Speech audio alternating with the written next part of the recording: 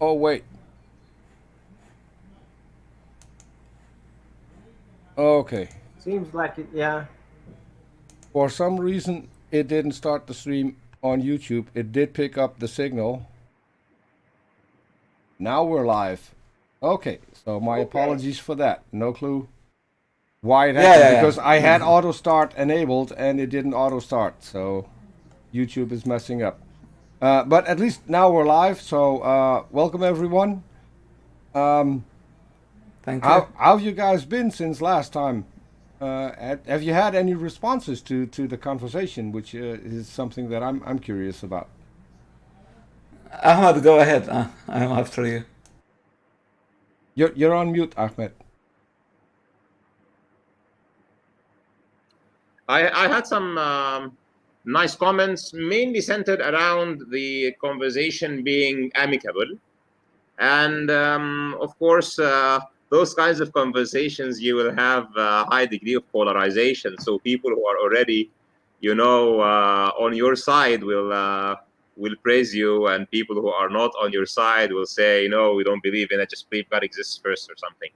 So the nice thing is that we explain the points of view, and maybe few guys will change their minds. Okay. And you, Yeah. Sohel?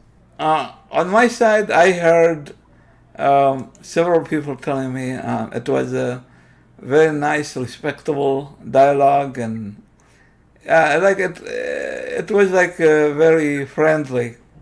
And I told them, well, I treat my debater as a friend, so I don't mind. Like he has his own faith, but I don't know. Maybe he changes someday and become like me. But I the don't. goal is the goal is not to change Ahmed. Actually, the goal is to, because even Islam as a faith, it changes like any idea. It evolves. This is where I agree, and this is why we have these conversations because I think we can all start with the idea that we're not going to convince our interlocutor during a conversation, but Yeah. there might be people who pick up things from this conversation, and this is why we have it. And the fact that we can have an amicable conversation and can, as Ahmed just said, that people see that, I think that is the most important part. Because even though we think different, it doesn't mean that we have to be enemies or that we have to be disrespectful to each other. So I'm really happy that worked well last time. So what we're going to do, Sohel, you're going to open it. So I'll hand over the floor to you guys. You can start off. Okay. I will start by. Okay. I want to share some text. It's not. I didn't make any like slides, or I just put some text there so people can see. I don't know if it's sharing. Okay, let me try to share it again. I'm new to this, so share audio.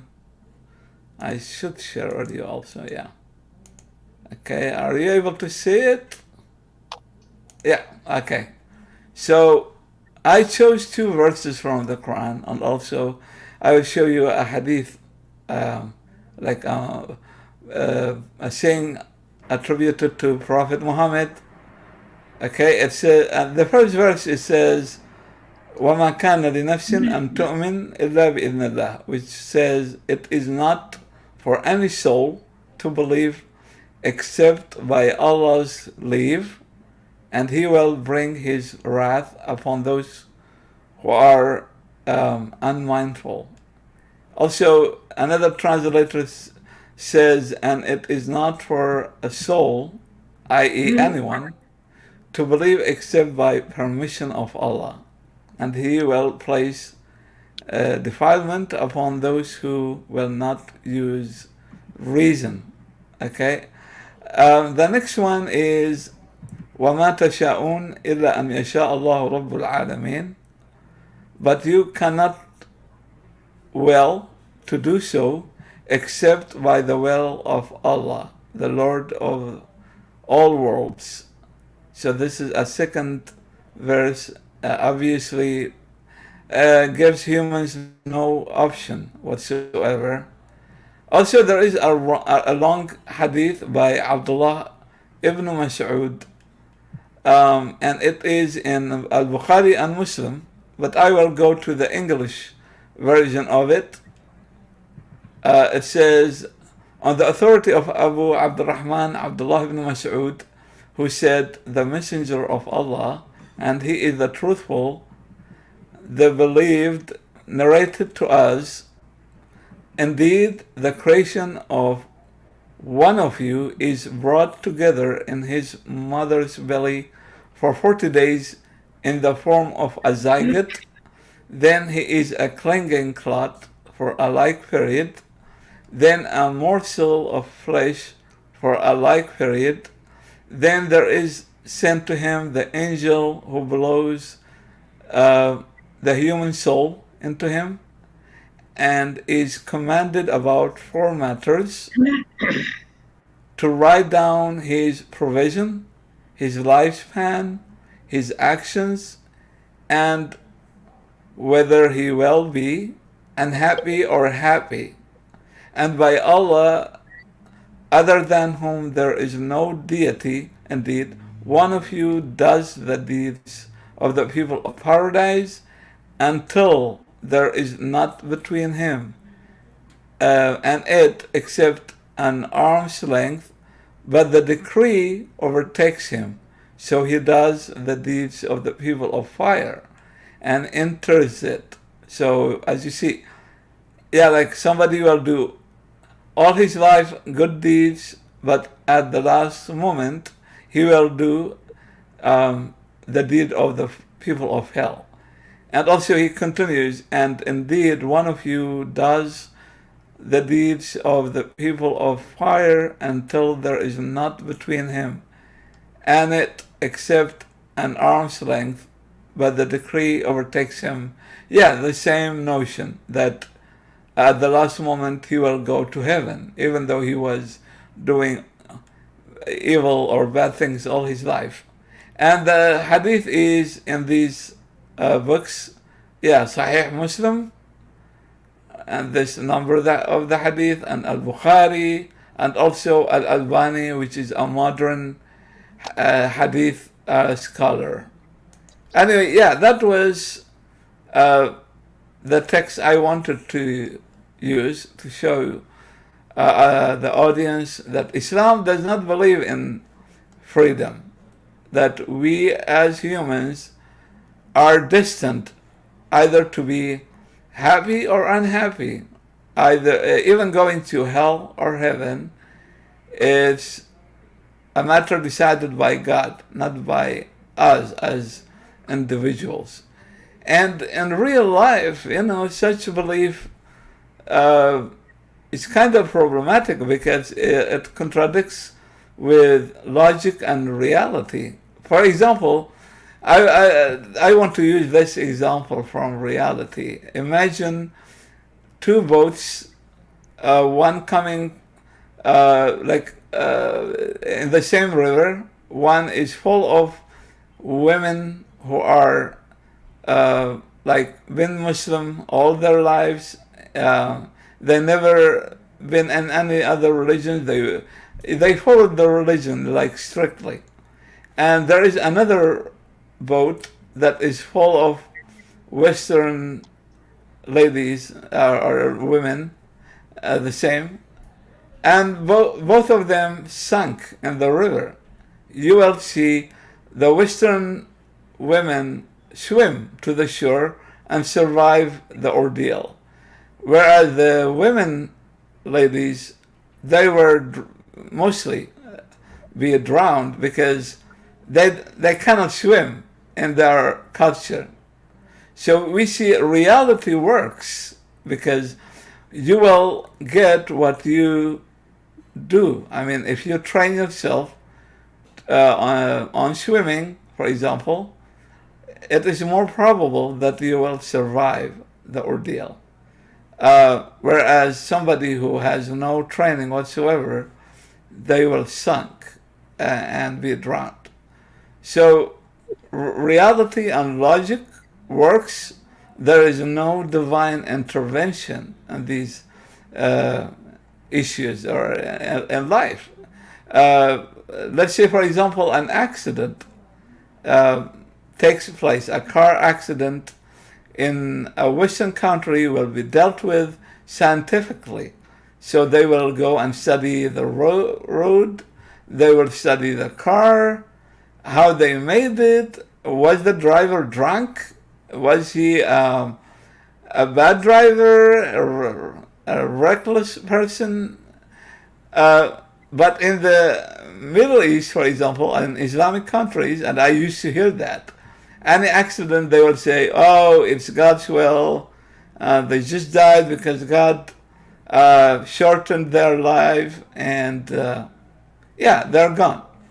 So that's a big problem, and that's why I see Islamic countries, they suffer really because of this culture. They don't have any thinking of human freedom or reality or gravity, science.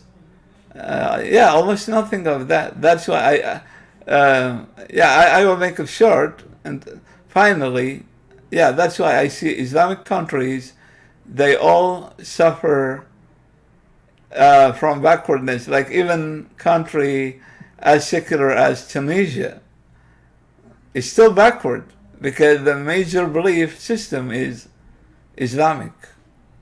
Yeah, that's my general point. Thank you. Okay. Tossing it over to All right. Ahmed. Okay, so you've given me plenty to respond to, which I intend to. So that took like 15 minutes, I guess, or 12 minutes maybe? Yeah, 15 minutes. Yeah. All right, so let's, I'll split my response into two pieces. The first piece, what is actually what I would claim to be the position of Islam on the matter of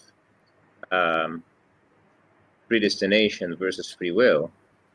And the second thing would be responding to your specific comments on that. So the position of Islam on the matter of free will, in my opinion, is a very clear one. Through the history of Islam, there has been, because this is actually an ancient philosophical question, even in philosophy and even in atheism. So you will find people today who are atheists or materialists discussing the question of determinism versus free will. So I think this is not a question of only people who are religious or people who are not. It is a philosophical question, and in my opinion, people who are atheistic in their worldview or materialistic or naturalistic, the majority of them that I have encountered in my own experience, at least, do not believe in free will, which was really surprising to me. They would say that the universe is is governed by laws of physics, and laws of physics are more or less deterministic, and hence there is humans are essentially machines, and we are doing what we are doing because we could not have done anything else. And the last prolonged thing I have watched on that was a debate actually between Dan Dennett and Keith Ward. Obviously, Dan Dennett for the atheistic deterministic point of view, who is arguing it is just a brain, which is a machine, and Keith Ward, who is a Christian and a philosopher and a priest. That I had even an interview with him on my channel. is saying, no, there is a supernatural part of the human, which is the soul, which gives us this extra element of free will. It's not just the material world in play there. So in principle, I think that if somebody really adopts and endorses the materialistic or naturalistic worldview to its end, then in my experience, the vast majority would take a deterministic worldview that negates free will. Things are happening this way because there couldn't have been any other solution, because human beings are just like any other machine, except they are biological machines. So in my opinion, people who are more poised to believe in free will are the religious people, now regardless their religion. And then, since they are religious people, they will go back to their own scripture to see if the scripture that they believe in will support this worldview or not, that they are actually correct in this idea. So let me first go through some ayat from the Quran that relate to what is the position of the Quran on this matter. And I would like, before going into that, to note that the Quran is a whole. It's one whole. So you cannot take a small piece of it and take a resolution, because this is against how people approach interpreting questions, especially important questions that are referenced in many places in the Quran in different contexts. You need to take the whole thing, otherwise you will reach an incorrect resolution. So first, for example, in Surah Al-Kahf, or the cave, ayah 29, it says, فَمَنْ شَاءَ فَلْيُؤْمِنْ وَمَنْ شَاءَ فَلْيَكْفُرْ. And what that, the translation of meaning, whatever I say is a translation of meaning, because cannot translate the Quran literally. فَمَنْ شَاءَ فَلْيُؤْمِنْ وَمَنْ شَاءَ فَلْيَكْفُرْ means, so who wishes to believe and who wishes to disbelieve. So who wishes to believe would believe, and who wishes to not believe would not believe. The other one is Surah Al-Insan, or man, and it says, Inna hadaynahu sabila imma shakiran wa imma kafura. It's talking about the human being, and it says, we have surely guided him to the way, either thankful or a denier or disbeliever, kafir, kafur, extremely disbelieving. Okay, and the third one would be Surah Al-Baqarah, the cow, ayah number 148, and it says, وَلِكُلٍّ وِجْهَةٌ هُوَ مُوَلِّيهَا فَاسْتَبِقُوا الْخَيْرَاتِ. It's talking about people of different religions, for example, Muslims and non-Muslims, but of other religions that come from Allah, like Christians or Jews. It says, وَلِكُلٍّ وِجْهَةٌ هُوَ مُوَلِّيهَا فَاسْتَبِقُوا الْخَيْرَاتِ. And to each there is a direction that he would take. So race for good deeds. So obviously you take your direction, and then you need to do your best in it. And then an interesting one, which is in Surah Al-An'am, or cattle, ayah 149, it says, سَيَقُولُ الَّذِينَ أَشْرَكُوا. It's very interesting to this conversation. سَيَقُولُ الَّذِينَ أَشْرَكُوا لَوْ شَاءَ اللَّهُ مَا أَشْرَكْنَا وَلَا آبَاؤُنَا وَلَا حَرَّمْنَا مِنْ شَيْءٍ كَذَلِكَ كَذَّبَ الَّذِينَ مِنْ قَبْلِهِمْ حَتَّى ذَاقُوا بَأْسَنَا قُلْ هَلْ عِنْدَكُمْ مِنْ عِلْمٍ فَتَخْرِجُوهُ لَنَا إِنْ تَتَّبِعُونَ إِلَّا الظَّنَّ وَإِنْ أَنْتُمْ إِلَّا تَخْرُصُونَ. And it's a long one, so I'm going to chop it off. So it says, سَيَقُولُ الَّذِينَ أَشْرَكُوا, the ones who take partners with God, and this of course includes people who completely disbelieve.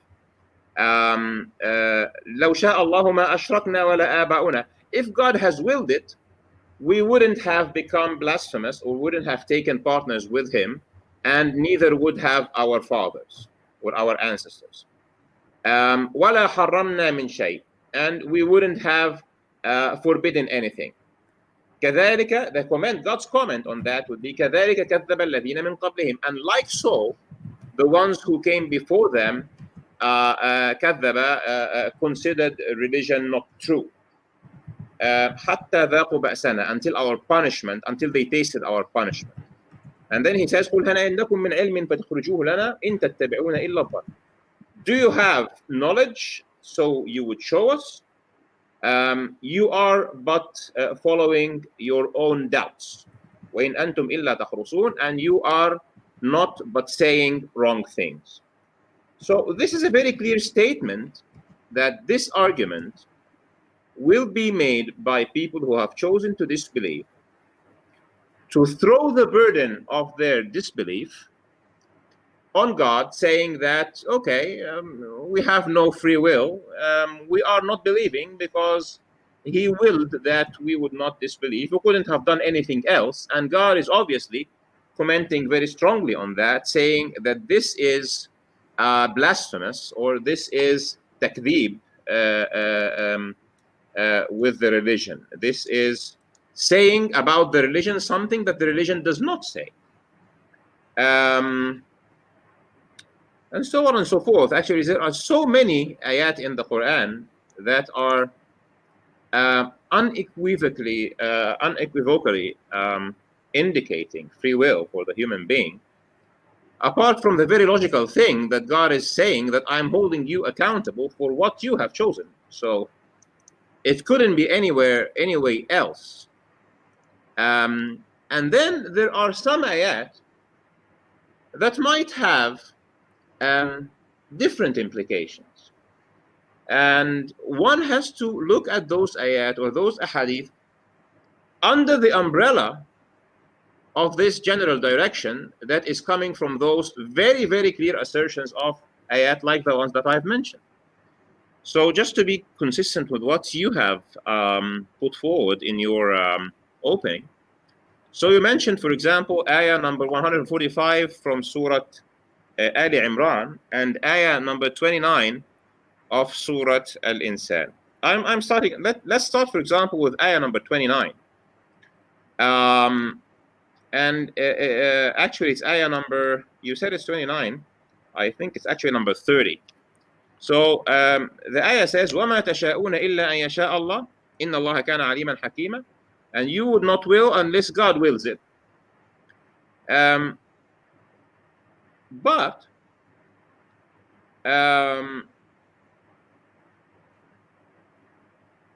it is very interesting when you look at the Quran. It is as if Allah subhanahu wa ta'ala expects how people will use those ayat out of their context. So if you just go one ayah before that ayah, you will see that you cannot understand this ayah in terms of negating free will, because the ayah just before it, which sets its context, says this, says, إِنَّ هَذِهِ تَذْكِرَةٌ, surely this is remembrance. فَمَنْ شَاءَ اتَّخَذَ إِلَى رَبِّهِ سَبِيلًا. So who he wills it should take away to his Rabb, to his Lord. So the ayah just before it is setting that it is per your will to choose to take the way of Allah, to choose to take the way of God.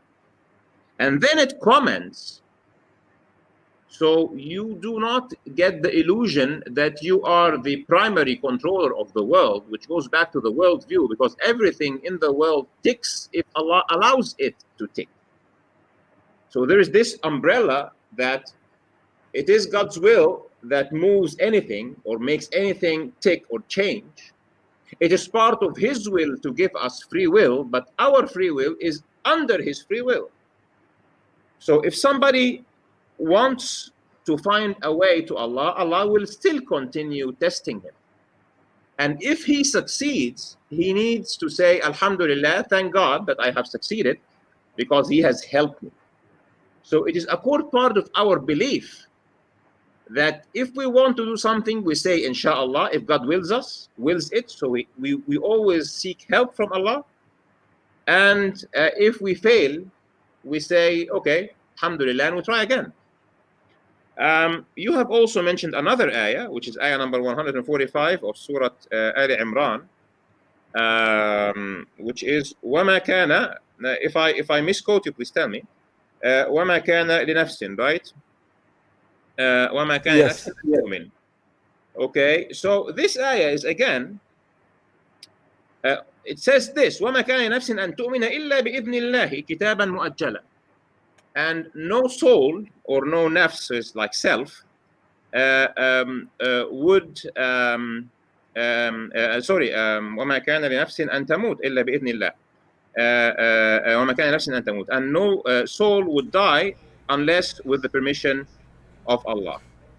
It is a set book. But if you continue the ayah, and this is again very nice, because you said this ayat, I don't know if you are going to say them or not. If you just continue the same ayah, it says this, it continues saying this: وَمَن يُرِدْ ثَوَابَ الدُّنْيَا نُؤْتِيهِ مِنْهَا.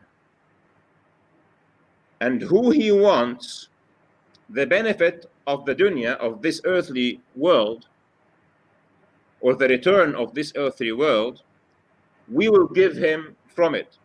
وَمَن يُرِدْ ثَوَابَ الْآخِرَةِ نُؤْتِيهِ مِنْهَا.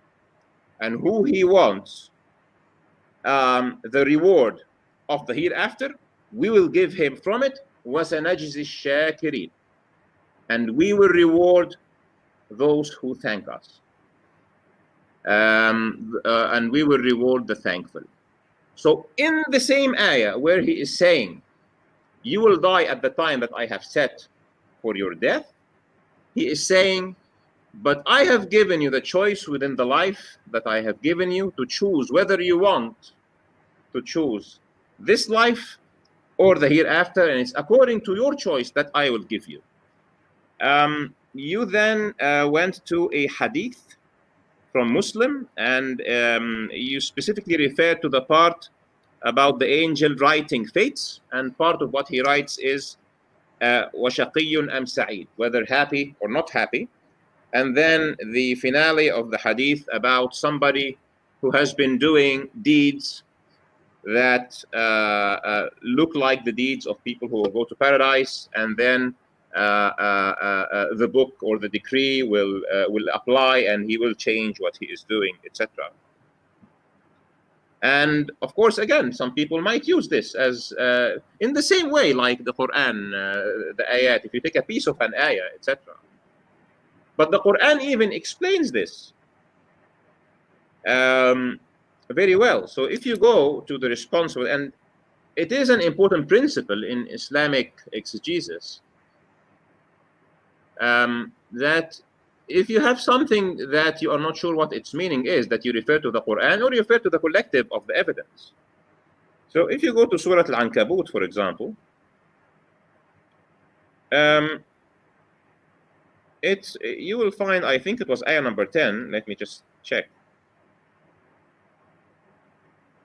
Yeah, it says this: أم حسب الذين يعملون السيئات أن يسبقونا ساء ما يحكمون. He uses the same word, فسبق عليه الكتاب, in the hadith that you mentioned, and أن يسبقونا here. And it's if you look at the start of it's ayah number 4, and if you look at the start of the surah, it says أحسب الناس أن يتركوا أن يقولوا آمنا وهم لا يفتنون. Do people think that they will be left just to say, like in the words, we have believed and they are not tested? وَلَقَدْ فَتَنَّا الَّذِينَ مِنْ قَبْلِهِمْ فَلَيَعْلَمَنَّ اللَّهُ الَّذِينَ صَدَقُوا وَلَيَعْلَمَنَّ الْكَاذِبِينَ. And we have tested those who have came before them, so that Allah will know those who have been truthful and those who have been lying. And then he says this: أَمْ حَسِبَ الَّذِينَ يَعْمَلُونَ السَّيِّئَاتِ أَنْ يَسْبِقُونَ سَاءَ مَا يَحْكُمُونَ. Or do those who do bad deeds think that they will be faster than us? This is an unwise thing of them. And it means that there are some people who say, okay, just before I die, I will change what I will do because it only matters what I did at the end.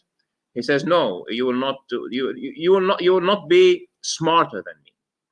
And some people pretend in front of people. They do charity, they do corporate social responsibility actions. Their companies are good corporate citizens. They give the poor, but inside their hearts, they are not good. And this is what the hadith means. You do the actions of people who are going to paradise, but there is something not right in your heart, and then before you die, just like the ayah in Surah Al-Insan was talking about, and the other ayah in Surah Ali Imran, Ahmed, can you wrap it up? God will just uncover what is in your heart, because this life is a test, and the bottom line is nobody will trick God. If you choose a way, He will help you, and if you choose the other way, He will also help you, because this life is about you choosing and then answering to your consequences. So that's all. I give you the second round now. It was a bit difficult because I had to say my part and then also respond to yours. So it was like double jeopardy here. Okay, that's good. Wait, we'll throw it into the open discussion. I did have a question from the side chat. Okay. Will you take questions from the chat during the conversation? Do you want me to bring them up, or do you want to wait until the end? Well, I think during those junctions, it might be good to break the ice or something. I don't know. Maybe Sohel would think differently. If he agrees. I just want to respond to his response. So, like in short. Yeah. Maybe 5 minutes or 3, if that's okay. Yeah, but I'm so fine. if people from the chat have questions, do you want me to bring those up during the conversation? Yeah, that's fine with me. Okay. I'll throw it over to you, Sohel. Thank you.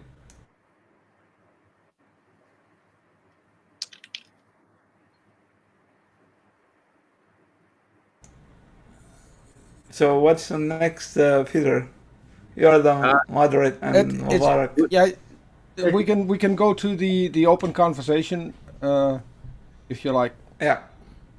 If you want to start it, Sohel, you could go ahead. Yeah, I just want to add that Ahmed just proved me right. I mean, the facts he told us about the person who was doing good all his life, but then at the last moment he did something wrong, and then voila, the angel came and took his life away. I mean, reality does not work like that. It's not about you doing something good and bad. Life is full of accidents, like any matter. Like this is a materialistic world.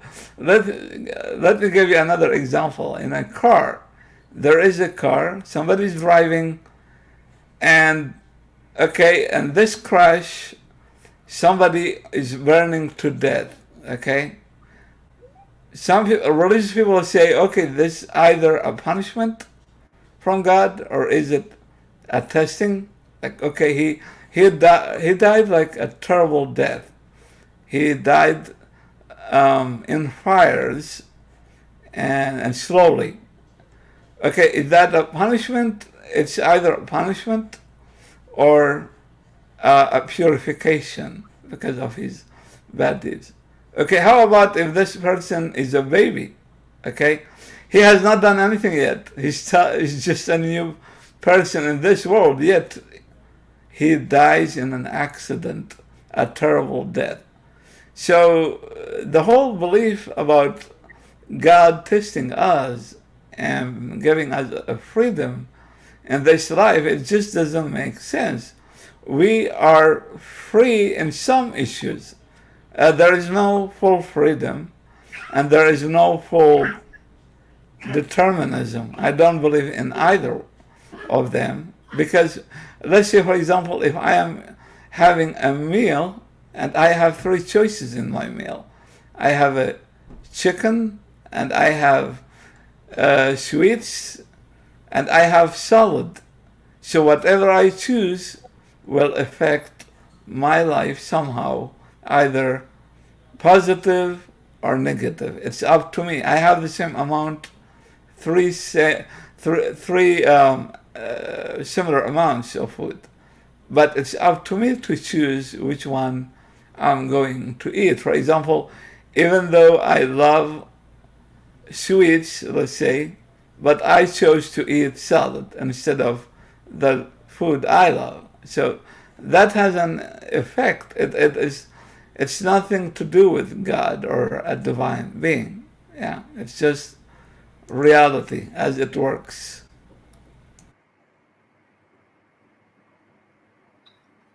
Would you like me to respond to that? Go ahead, yeah. If Peter is okay with it, and Mubarak. Yeah, sure. Well- You can go into open conversation. So Yeah, it's a open conversation. It just Okay, keep it that's good. amongst you. Yep. Good, All Ahmed. right. So actually, I responded to the parts about whether we have free will or not, or God makes us do things according to Islam. So the ayat that I have shown and the looking at the ayat in their four context and on the other clear ayat, I think this question is very clear in the Quran and the Sunnah even. But now there is this other part that you have talked about, which is, do we have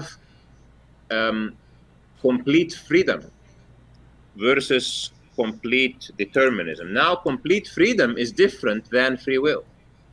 We have free will within the choices that we are presented with. So somebody is born American, somebody is born Chinese, somebody is born, I don't know, Egyptian, somebody is born Lebanese. This is not something up to our knowledge that we choose. We are presented with that kind of test. We come to the world with this nationality, with those parents, with this kind of body, with those illnesses, whatever. You are born in a country that then suffers a disaster. There are so many things that are outside of our control. So let's say there are many things that are outside our control. But then there is our response. We are here to be tested. What will be our response to those tests? So this person who is doing good deeds, but he has a bad heart, before he dies, God promises to put him under a test that will force him to make a real choice.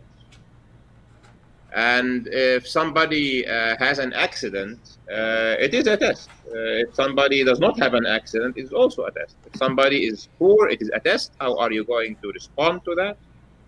Are you going to be patient? Are you going to be not patient? If somebody is rich, he is tested how he is going to respond to that. Are you going to be giving to the poor and charitable and thankful or not? So everything in life is a test in terms of testing your response given the choices that you have. And there is this concept, or there is backdrop, that you are always accountable for taking the right choice out of the choices that you have. So if you have no choice whatsoever, you cannot be accountable. If somebody forces you to do something, God does not punish you for it. If you did not receive a message, if you have never received a message from Allah, He does not hold you accountable for not being a believer. وَمَا كُنَّا مُعَذِّبِينَ حَتَّى نَبْعَثَ رَسُولًا. This is what He said. And we will not punish, or we will not torture unless we have sent a messenger. This is very clear. So if you did not have the option to believe or disbelieve, He does not take you accountable for not being a believer. Okay, but Ahmed, I mean, according to the tradition, I mean, Yeah.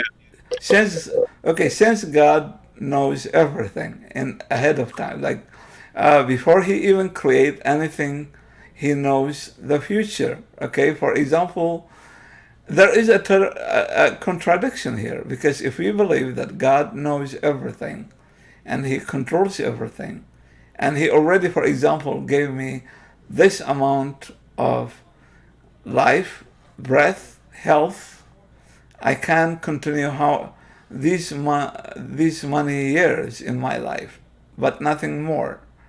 Okay, so why you pray, for example? Okay, because you have to. You told me to take Islam as a whole. Okay, not just take one part. You need to take a whole. For example, if I take Quran, I should take it as a whole.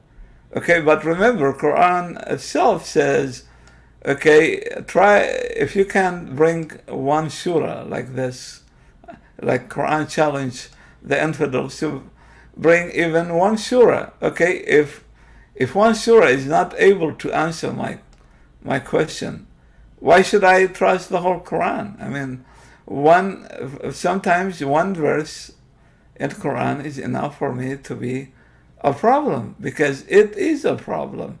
Because if God already knows everything, He already decided everything, He already knows if I will go to hell or heaven, why I'm doing prayers and why I go mosque. I mean, these infidels, they were right when they told Muhammad, why we should believe if your God already decided who will go to hell.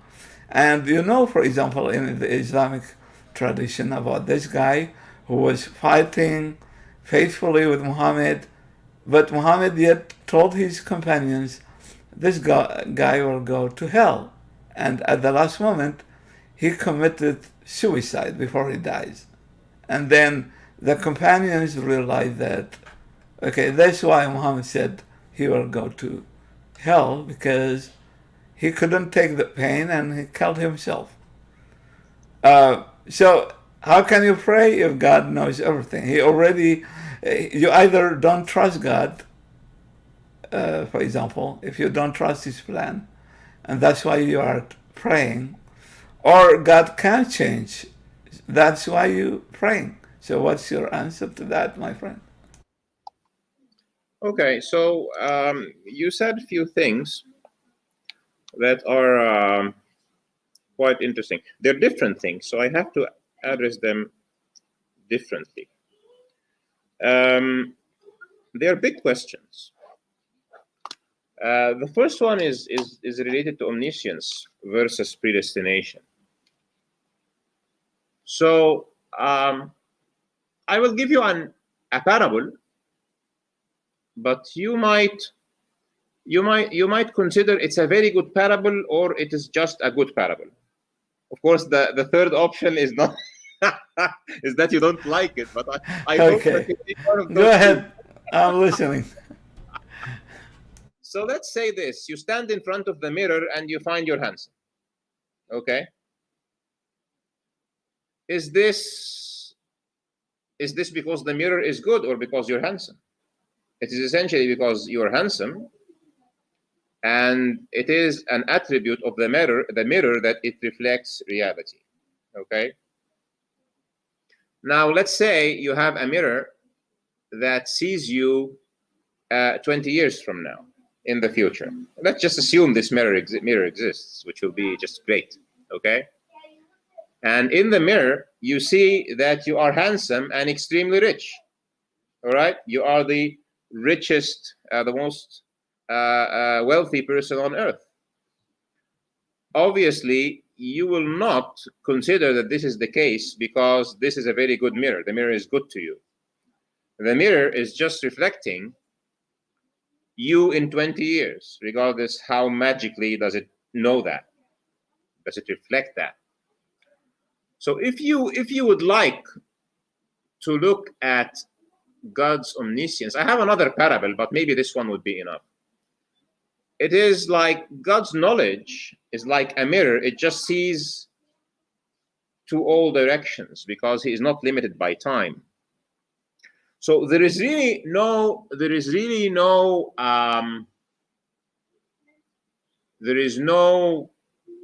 causal relation between God's omniscience and predestination. It is part of His qadar. It is part of what He ordained is to give you free will, and it is an attribute of His that regardless if it is directly His action or if it is the action that He has delegated you to take, which is at least at the very minimum your choice. At least your choice. Even regardless if this choice translates into action or not.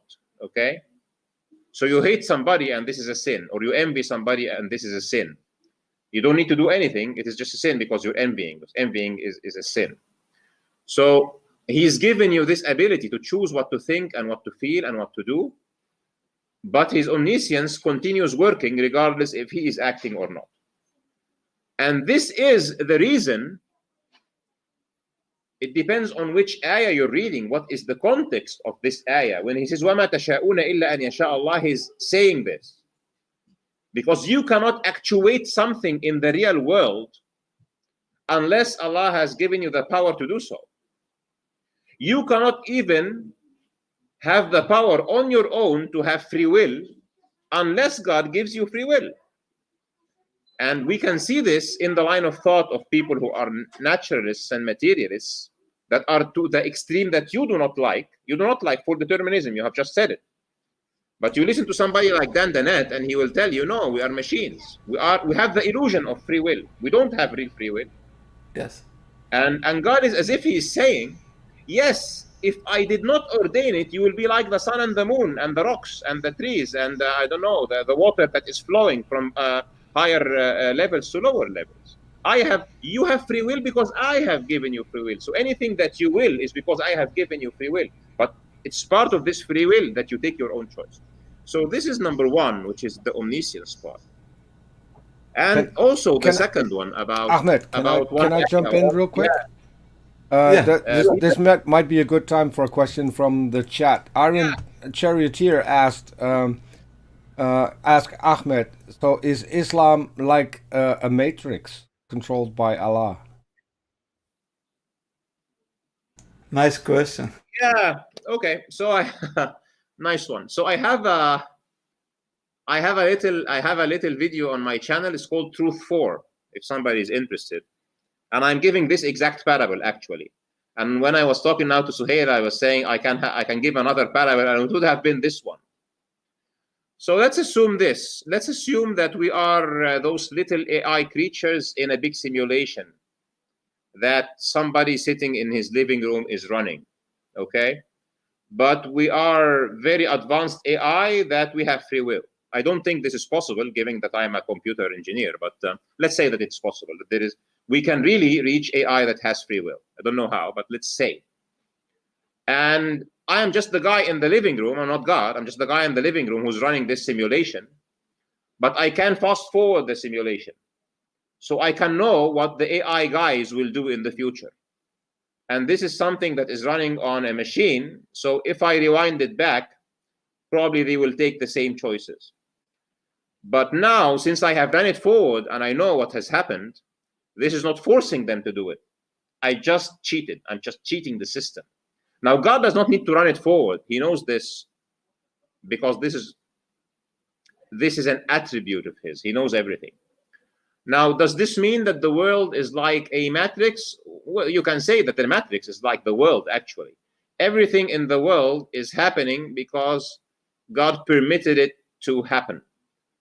So people, for example, who would look at quantum mechanics and say that there is no specific reason that a specific wave function collapses in a specific way, or a specific event happens left or right, or a specific radioactive material decays at that specific point, that specific nucleus, or that specific particle.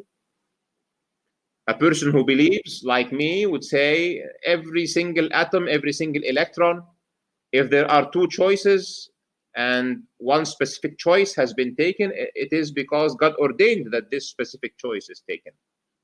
And the butterfly effect of that means that God is in control of the fundamentals of the universe, each single instant at each single Planck length or Planck volume in this universe. But this includes that he has given these specific creatures living in this world, which are the human beings, the opportunity to make up their minds in what are their choices, given the tests that they are presented with. He's controlling at the very quantum level if this specific gene will be expressed, because this specific chemical reaction will happen at that specific microsecond, causing somebody to catch a disease or a cancer. And then he is waiting for your response. Either you say Alhamdulillah and you are patient, or you say I hate God because why me? And you have lost the test.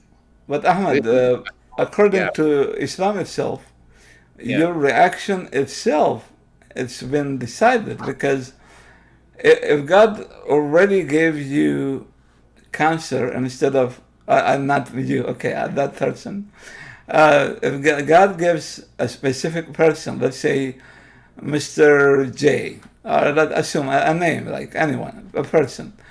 That person has the right to ask, why me? Okay. For example, me myself, when I was a kid, I discovered I had a disease, something I got inherently through my genes. It's called muscular dystrophy, weak muscles. And that always was a question for me, like, why me? Why not another person? And you know what some Muslims told me?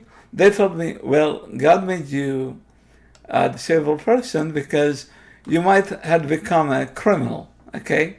An assumption, you would become a killer, a rapist, or whatever. You know, they said something like that. And I said, well, why he didn't do that with Saddam Hussein or Adolf Hitler? Or like, there are many tyrants in the world. God could have given them, like made them like disabled people, and we will be done a better world. So the question why me is genuine. I mean, and even if you read the Quran talks about unbelievers as if they have the same amount of freedom that God, the creator himself has, which is, I think, ironic. It's not a joke, but it's ironic how a small creature could have the same amount like God, the creator. What do you think about this point? Well, we don't have the same amount of freedom like God, because he chooses the test, right? So obviously, Yeah, okay. obviously he chooses to create us, and he chooses the test. But let's look at it from the very beginning and from the very ending. Okay, to wrap up, if you can wrap up the beginning and the ending, then what happens in between is a done deal. Let's say that. Okay. So in the beginning, the Quran is quite outspoken that it was. I'm sorry. Are you hearing me, or I was muted? I hear you. I hear you. So the Quran is quite outspoken that it was actually our choice to accept free will. So there is this ayah. I can check out the ayah number now, but let me say the ayah. It says, وَإِذْ أَخَذَ رَبُّكَ مِنْ بَنِي آدَمَ مِنْ ظُهُورِهِمْ ذُرِّيَّتَهُمْ وَأَشْهَدَهُمْ عَلَى أَنفُسِهِمْ أَلَسْتُ بِرَبِّكُمْ قَالُوا بَلَى شَهِدْنَا. And then he comments أن تقولوا يوم القيامة إنا كنا عن هذا غافلين أو تقولوا إنما أشرك آباؤنا من قبل وكنا ذرية من قبلهم أفتهلكنا بما فعل المبطلون. And the audience do not know what I'm talking about. So of course. I'm gonna just pick up the number of the ayah. Some of them may, but I'm surely not. Yeah, and then I will translate it. Yeah. My Arabic doesn't go any further than Alhamdulillah. So all right, that's it. All right. So it says this way: أخذ ربك من بني آدم من ظهورهم ذريتهم. And remember when your Lord has taken from humans, from their backs, their offsprings, وأشهدهم على أنفسهم, and made them witnesses or made them testify for themselves. And he said, ألست بربكم. He told them, ألست بربكم, which is, am I not your Lord? قالوا بلى. And they said, yes, you are our Lord. Bala is affirmative, okay? An affirmative to a negated question. So they said, yes, you are our Lord. And then he comments this. He says two comments after they have testified. He says, أن تقولوا يوم القيامة إنا كنا عن هذا غافلين. He says, I have done this dialogue so that you would not say on Judgment Day, we have been unaware of this. أو تقولوا إنما أشرك آباؤنا من قبل وكنا ذرية من بعدهم أفتهلكنا بما فعل المبطلون. Or you might say, our ancestors were blasphemous before us, and we were just their offspring, are you going to destroy us or punish us for those who have gone wrong? So the whole scene is saying this. And there are other ayat in the Quran about the same thing. I didn't have the time to look up the number of the ayah if somebody would like to. Yeah, it is Surah Al-A'raf, ayah number 172 and 173. And the ayah after that is a very short comment and says, وَكَذَلِكَ نُفَصِّلُ الْآيَاتِ وَلَعَلَّهُمْ يَرْجِعُونَ. And like so, we detail the signs so that they might return. It's a very touching final comment. And then he narrates right after that he narrates a story about somebody from the Israelites who was a very good person, and at the last moment he changed his mind and he had something very bad, so he put him in hell. The thing is, at the beginning, we had a free choice to take free will. There are other ayat, but this one is very compelling, so I chose to mention this one. And at the end, there are so many ayahs that talk about Judgment Day. And the resolution is everyone at Judgment Day will accept that God was fair to him.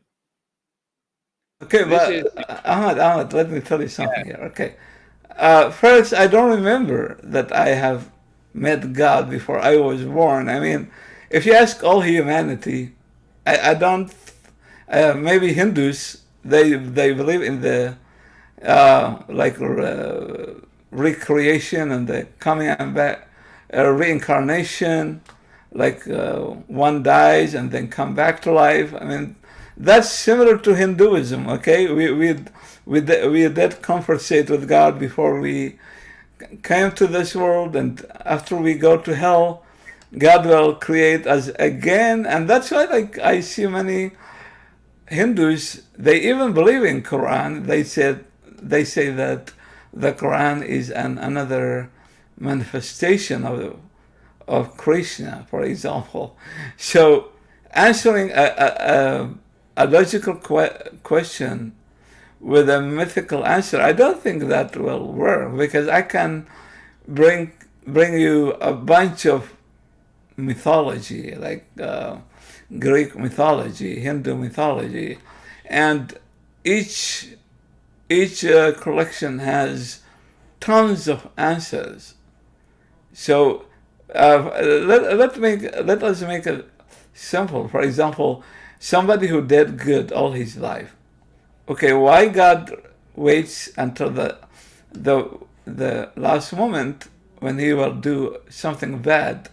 Why just God didn't take him before that and put him in heaven at least? Because if you weigh his life, like the majority of his actions were good. So why I should care about the last moment? For example, I even had this debate with a Christian friend. I told him, okay, like Adolf Hitler was a criminal. He killed millions, but at the last moment before he dies, he believed in Jesus, and then he died. Then, according to Christianity, he will go to heaven, and according if he died before that moment, he would go to hell. Okay, the same applies to your answer. If God weighs, like there is a verse in Quran, لا يضيع مثقال ذرة, like God will not waste even an amount of an atom in justice. So okay, this guy did all his life good things. I don't care if he was doing it for his own enjoyment, or what I was seeing is that all his life was good. So why he goes to hell? I mean, it does not look just to me. Okay, so those are good points. So let me answer the first one, and then the second, and then the third. So the first one yes, this is what the Quran is saying, and you don't remember. Let me stage this scene to you. So I bring you, I tell you, Sohail, you're a good person. I'm gonna give $10 million to somebody who will be put in a test where you will just need in this test to be rich for 1 month, and you will need to show that you are charitable. And if after the end of that month you show you are charitable, then the $10 million that I have given to you will be yours. Okay? So you say, okay, I'm a good person, I'm charitable, give me the $10 million, and I will do it. I will tell you, but you already know that you just give 1 million out, and if you just give 1 million out, you'll take 9, and the remaining 9, and it's not your money. So the one condition is, I will now have to erase your memory, and I will now erase your memory for 1 month, and then right after that, you will wake up finding $10 million in your bedroom, and you will have all the free choices. You might next day, go drink and have women and become evil, or your free nature, your good nature will make you a charitable person. I'll just keep testing you for the 1 month, and then I will return your memory. And when I return your memory, you will remember this conversation, and you will see if you were good or bad. And if you were bad, you will really be poor for the rest of your life, because I will even take the money that you have now. And if you were good, you will take the remainder of the $10 million. Now, it is as if God is telling you this conversation has happened, and you accepted to come here with a memory erasure. You took the risk. And what will happen now is that when you will wake up again on Judgment Day after we have died, so many ayat says that people, when they wake up on Judgment Day, they are, hey, what's happened? How much have we spent on earth? You know those ayat, okay? And some would say it's just been a night, it's just been a part of a day, it's just a day or a part of a day. Yeah. So they are referring to something that there was something before a dunya, otherwise they wouldn't have counted how much we have been away. So this there is a hadith for the Prophet Muhammad, peace be upon him. He says, "An-nasu niyam fa idha matu intabahu." People are asleep. When they die, they wake up. Yeah. So it is like this parable that I've given you. Now, if you accept this and you take the shot that will erase the memory of the conversation, and you wake up and you find the $10 million in your room, you cannot complain that within the month where you had the $10 million that you didn't know about the whole thing, because you said, I'm a good person. If I have $10 million, I will be giving the poor. I will be good to everybody. You took the challenge. But So I can do both, right? Like I can make charity, and then I can have my women also. So why not? We have two choices. let's say that the challenge is about being good with money or being bad with money, regardless what the definition that we agree upon in the contract. Let's say you'll be either charitable or you will be, evil, and will not give anybody, and people are dying from starvation, but you have your $10 million. I owed them. Somebody must have given them to me because I'm just this great genius, and I deserved it or something. Okay. And now when the 1 month is done, you cannot complain that you didn't remember what the contract was, because when you took the contract, you took it at your own free will and knowing the risks. So what the Quran is telling us and what Islam is telling us is that on Judgment Day, we will be just like that guy who took the $10 million for a month. We will not be able to complain that in the world we had memory erasure for what has happened before we were born. And in Hadith and in the Quran, in Hadith, for example, the Prophet says, يولد كل إنسان على الفطرة. We have been given an innate intuition to find a religion. Yeah, but Quran also says that هو الذي أخرجكم من بطون أمهاتكم لا تعلمون شيئا. He made you born knowing nothing. So okay, like we born knowing nothing. So we start from zero. So if you erase my memory, there is no contract anymore. You see, like if you are my friend in this life, but then God tells me in the next life your memory will be erased and you are not know Ahmed anymore. So then will you be my friend in that next world? Of course not, because I don't know you. I don't know who you are. So the matter of contract here, it doesn't make any sense, because once you remove the memory, you have canceled the whole contract. So this is a good question. Can I quickly interrupt, because we do have Sure. a few questions from the side chat, and I did want to say to Ahmed, you're slowly winning me over to Islam. If I can get a mirror in which I look handsome and $10 million, I'm willing to consider it. I mean, that hasn't With been, the that hasn't Saudi been offered, bank. yeah, that hasn't been With offered the Saudi to me yet. bank. But we did have to a be question from a while To be ago. honest, Peter, I always hope in those conversations that some of my interlocutors will consider it. Just to be honest. So Well, yeah, you put a good offer on the table, so being good. handsome is a lifetime wish. But I got a question from Beach Price, and that was from quite a while ago. She asked, "I'm wondering if an angel can blow an evil soul into a fetus." Okay, so there are no evil souls according to Islam. There are no evil souls. There are no evil spirits at all. This thing does not exist. There are two creatures who have free will, two types of creatures who have free will, which are human beings and jinn. And like there are evil people because they have chosen to be evil, there are evil jinn who have chosen to be evil. And those, the headmaster of those is Satan. And people who have not received revelation will consider them free, evil souls. There are no evil souls. Jinn have their own body and soul. They are made of different material. They are energetic beings, and they have their free choice. And when they become evil, they just become evil.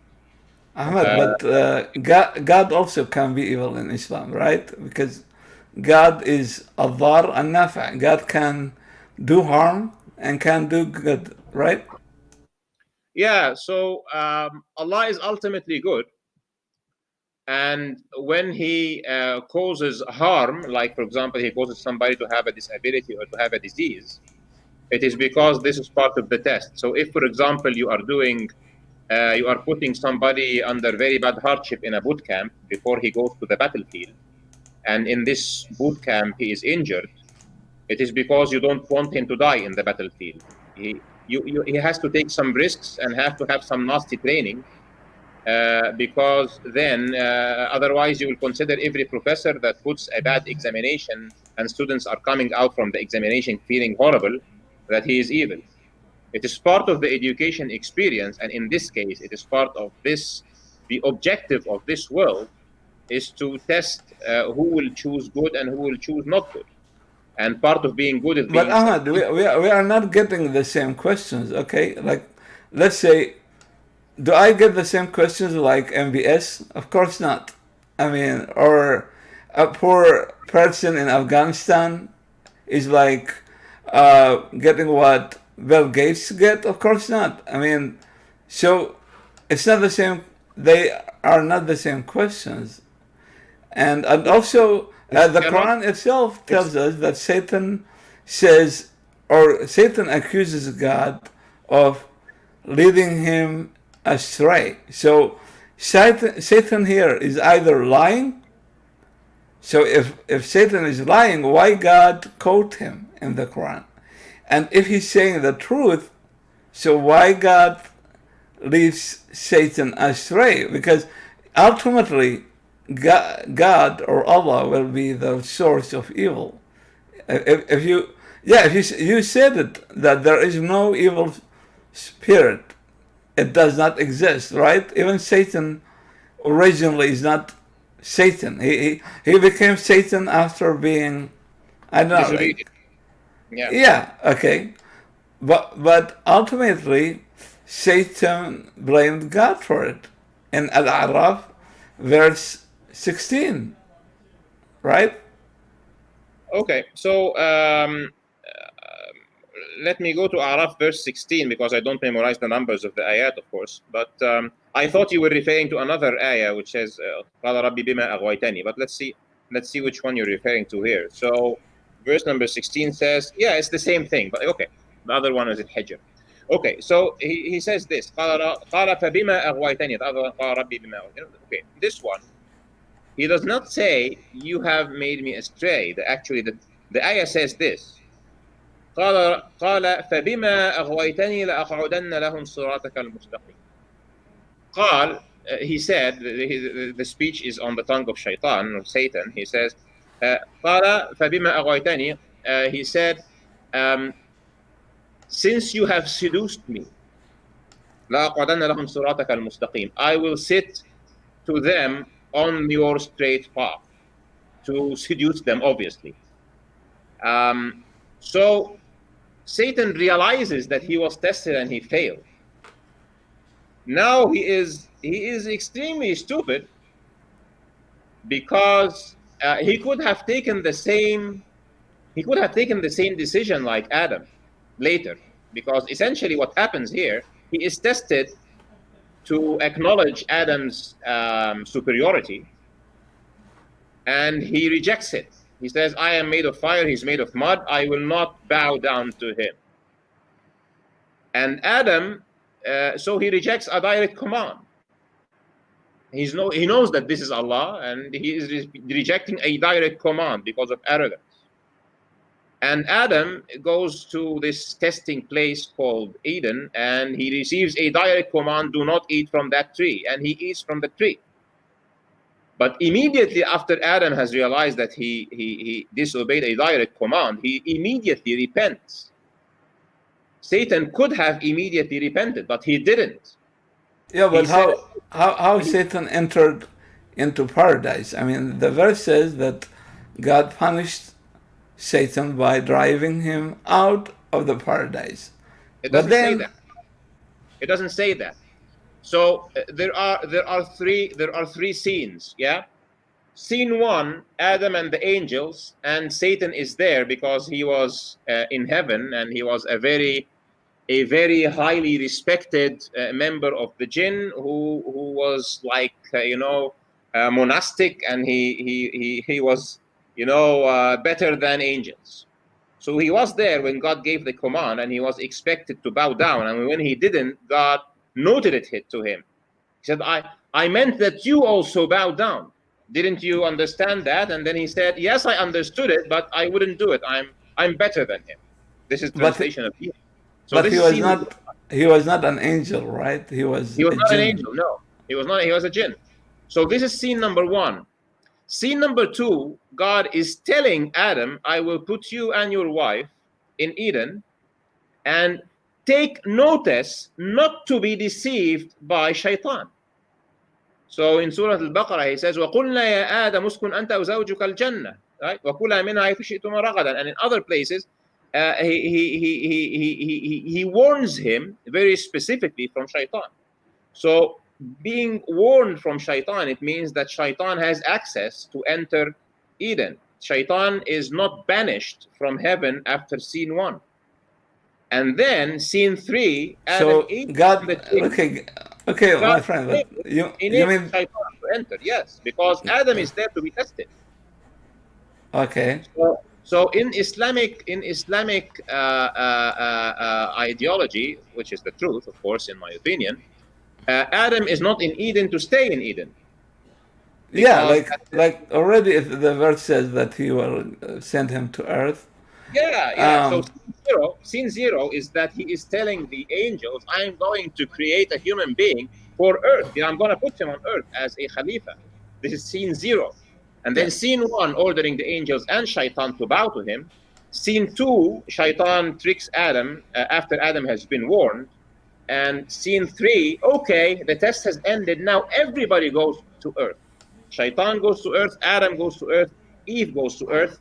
Everybody's allowed to breed, and then it is, jinn can be Muslim or can be believers or disbelievers. Humans can be believers and disbelievers.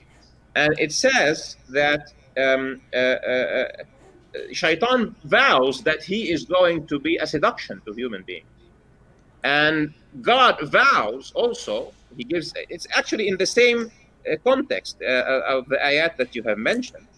So he says, قال فبما أغويتني لأقعدن لهم صراطك المستقيم ثم لآتينهم من بين أيديهم ومن خلفهم وعن أيمانهم وعن شمائلهم Yeah, but ويزيد أكثرهم شاكرين. yeah, as yeah. I said, the problem is, okay, when we study statistics, for example, we see that even death is different from a place to a place. I mean, traditionally speaking, the belief in al-qadar, qada wal-qadar, and the predestination or God's judgment on everything,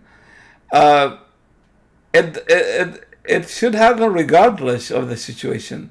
So somebody is working hard to live longer, but then God has other plans for him, and he dies earlier. Okay, but when we study statistics, we still discover that in some countries people live longer. In other countries, people die earlier in life. Maybe in some countries have higher children deaths. So when we start improving our lives, we have vaccines, we have medicines, we have better engineering, whatever we do, we can live longer, which means we did it. So what God has to do with this? If we are, you reminded me of the Greek proverb that says, God's help those who help themselves. It's, after all, is you who is doing it. So I don't care if this determinism, whether it's God or materialism, it's, for me, it's the same. If I reject communism, for example, for being kind of predestined, they have a kind of predestination with our logic. I see the same problem in Islam. It's just a different title. I don't care whether it's Allah or the material world. Yeah, it's the same for me. So what do you think? I think that you have control over what you think and what you choose, regardless if you actuate it or not. God very clearly says, the age of a human being is not known to the human being.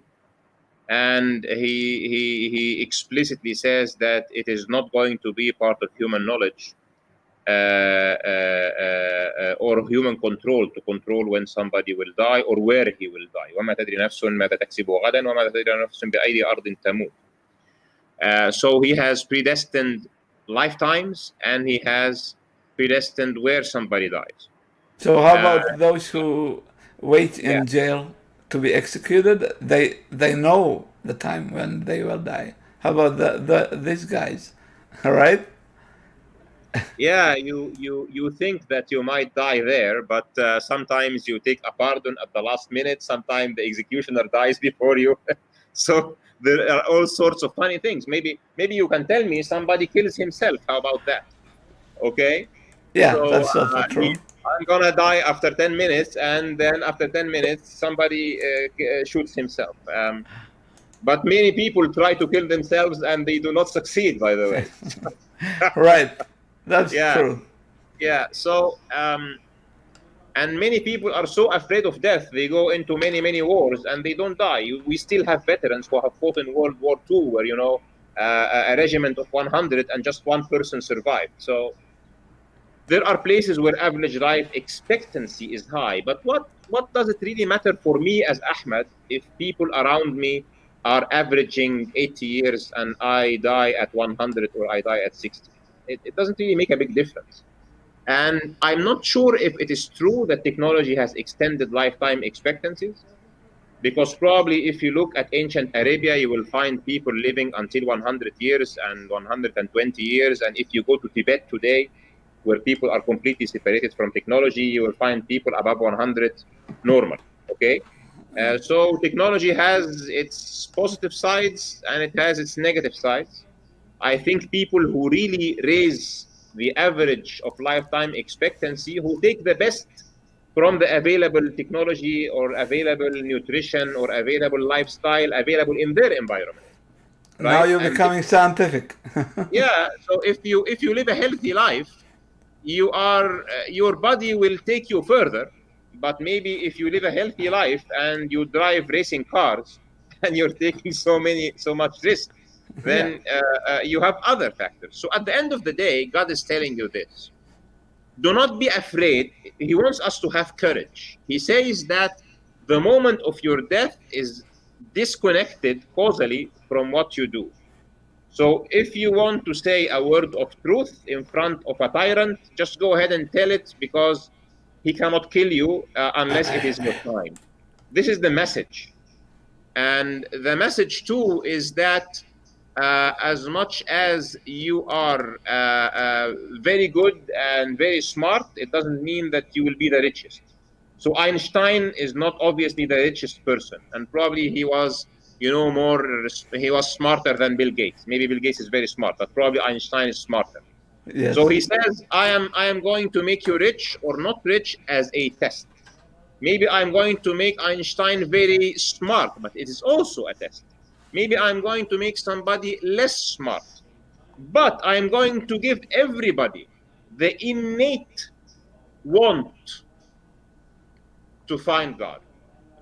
Somebody might dismiss it and at the end of the day say, no, it doesn't exist, that he's not been very good to me, and he might as well have made me in a better position to like him, maybe make me so rich. But then when you look at the richest is not necessarily believing, and the smartest are not necessarily believing. Maybe I'm smart and maybe you're smarter, but maybe you're smarter, you disbelieve, and maybe I'm less smart, but I believe. Or maybe I'm smarter and I believe, and maybe you are less smart and you disbelieve. So it seems that at the end of the day, that every one of us is put in a custom test. So there are 7 billion or 8 billion people living now, and there are 8 billion distinct tests. But the final thing is, we will stand in front of God after the 1 month, $10 million memory erasure test has finished, and none of us will be able to make a case that God was unjust to him. This is according to him. Now, if Islam is true, and I believe it is true, after a few years, I am not living, you are not living, no matter how many years those are, 20. I don't think anybody Yeah. on this conversation will be living 50 or 100 years from now. Not 100 for sure. So 100 years from now, every one of us would have stood in front of God already. And the claim of Islam is none of us will have a case that he was unjust to him. He will remind him that he took free will on his own choice, and this included God choosing the test to specific Well, extent. Ahmed, I think the biggest problem in the Islamic world right now is this belief in determinism or God's like interference in the world, which is, I mean, it does not make any sense. For example, I like when Voltaire gives a proverb about a guy who went to an exhibition, and he asked the people who are there, what are these paintings for? And they said, oh, these are the paintings of some artist who survived a shipwreck. So, like, there were 100 people drowned, like 80 drowned, and the 20 survivors, they created these paintings. And this guy says, well, how about the drawing or the paintings of the 80 guys who died? Okay. I mean, you are giving me an example, and that's why I think where religion gets tricky. Let me give you like an example how it works. Islam works like someone who want to do a wager with me. Let's say he will tell me, okay, we have this dice, we have 6 numbers on them, from 1 to 6. and any number, I win. If I get 1 to 6, I will win. If you get 7, you lose. So, of course, I will always lose because there is no number 7 on this dice. And, okay, imagine 4 people in a car, they are going from point A to point B. I get this example from what his name, Seth Anders, the thinking atheist. He used it for another matter, but I use it here. Okay, this car, these guys are driving, and when they arrive from A to B, they say, "Oh, thank to God, we arrived according to His will, safe." But if they have an accident and nobody dies, they will say, "Oh, God saved us from this accident and we are safe." But if somebody dies, they will say, "Oh, this guy died according to his will." So whatever happens, yeah, they have all the numbers on the dice. They always win. We don't have the numbers on the dice. We don't win. You see how it works? If you tell me, if you get number 7, you will win. Okay, what do you think about this? I mean, you are attributing everything to God. Of course you will win. What do you think about that? I'll tell you something that might be a good point to wrap this up. Okay. As let's say you take me as an educated person, so we're both educated, okay? I take you as an educated person. So let's say you take me as an educated person. Of course, you are an educated person, yes. So probably in terms of the actions on the ground, okay, which relate to understanding things based on causality, both of us will behave the same, okay? So I want to travel and you want to travel. It's a 300-kilometer drive or a 200 miles drive. I will check my car and you will check your car, okay? I will make sure of the spare tire, you will make sure of the spare tire. I will make sure I have enough gas, you will make sure you have enough gas, okay? I will say, I will arrive, inshallah. You will say, I will arrive in 3 hours. I will say, I will arrive in 3 hours, inshallah, all right? Yeah. Yes. But the actions that we are taking on the ground are the same because the Prophet said, "Aqilha wa tawakkal." Okay, rope your camel and then trust God. Delegate to Allah. Okay. Yeah. But first, rope your camel. Do not leave it and go astray, and then say, "Okay, it was God's will that it went astray." No, you didn't rope it. Okay, you didn't tie it up. So both of us, as a good Muslim, as an educated good Muslim, or as an educated atheist, we both act on causality. But I will say, inshallah, if God wills it, I will arrive safely in 3 hours, or I will arrive in 3 hours. Now, if after 3 hours you have arrived and my car had a blown up tire and my spare tire turned out to blow up also after half an hour, very hard luck, I will stand in the middle of the road. I will pray to Allah for somebody to stop and pick me up. And if it doesn't happen and I have to spend 2 nights in the desert, I will say, Alhamdulillah, maybe Allah wants me to be here to have some good time of contemplation. Okay? Maybe there was something bad that was going to happen if I reached to that meeting. Maybe I would have taken a bad decision. So the difference here is that I am always, because I have a belief that God is good and that His fate and His actions are always to test me, and my realization of the test makes me either thank Him if it is a good thing or be patient if it is a bad thing, then I am aware of the test. And whenever I respond to something as a test, I know that it's good at the end. If it's bad and I am patient, it's good. If it's good and I am thankful, it's good. But both of us will try to find a mobile phone and call somebody to pick you up. We'll stand up, doing the hitchhiker thumb. Both of us will try to get out of the situation.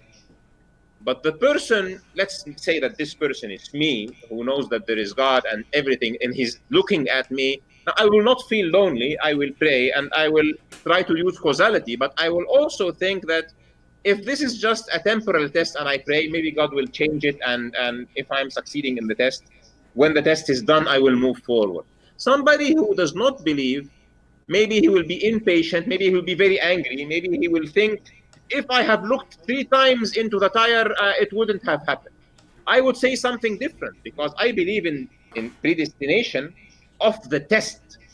I will say, no matter, I have done what I could have done. I will say, no Yeah, matter what but I would have done. let me disagree with you here because, for example, the assumption that somebody who does not believe in God will be always impatient. I mean, that's not might be true for the example, like the basic truth is that, for example, there are Buddhist monks who don't believe in any God. They don't talk about God at all.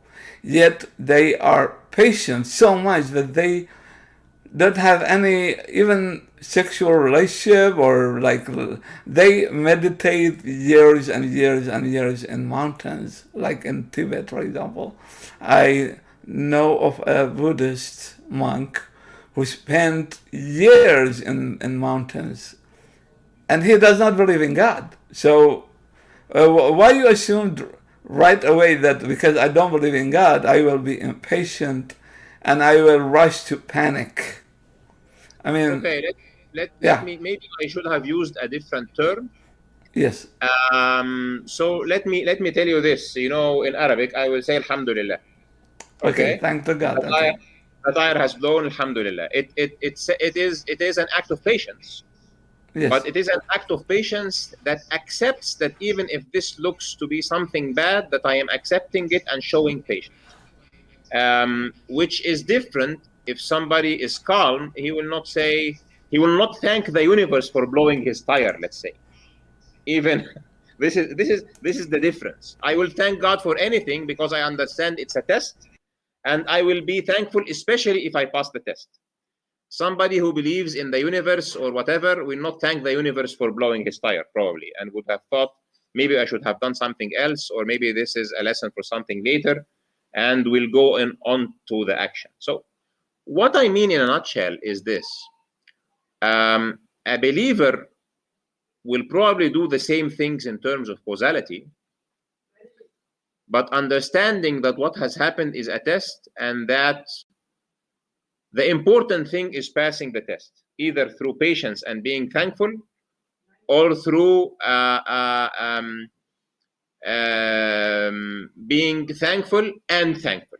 Okay, so you are rich, so you are thankful by giving to the people, and you are thankful to Allah for making you rich. You are poor, so you are thankful by being patient, and you are thankful by saying Alhamdulillah and passing the test.